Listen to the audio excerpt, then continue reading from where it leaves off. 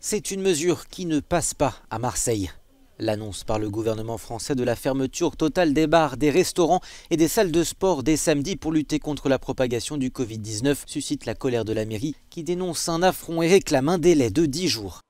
Une nouvelle fois, notre territoire est aujourd'hui sanctionné, puni.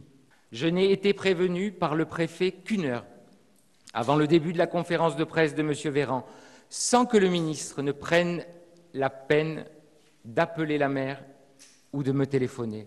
Mais Olivier Véran a lui affirmé sur Twitter s'être entretenu avec l'adjoint à la maire de Marseille et avec le président de la région. Ce dernier dénonce également une punition collective alors que selon lui, les premières mesures prises il y a une dizaine de jours commençaient à produire leurs effets. Jusque-là, les bars devaient fermer à minuit 30 et les rassemblements statiques de plus de 10 personnes étaient interdits dans les parcs et sur les plages. Dans les restaurants, mercredi soir, peu après l'annonce, le tour de vis du gouvernement était plutôt bien compris mais laissait tout de même songeur.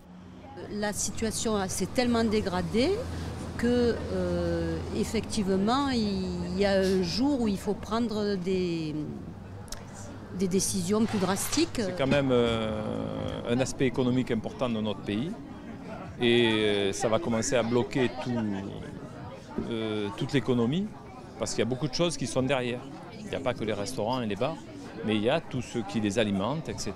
Une fermeture anticipée des bars et restaurants est également prévue dans plusieurs grandes villes françaises, dont Paris et Lyon.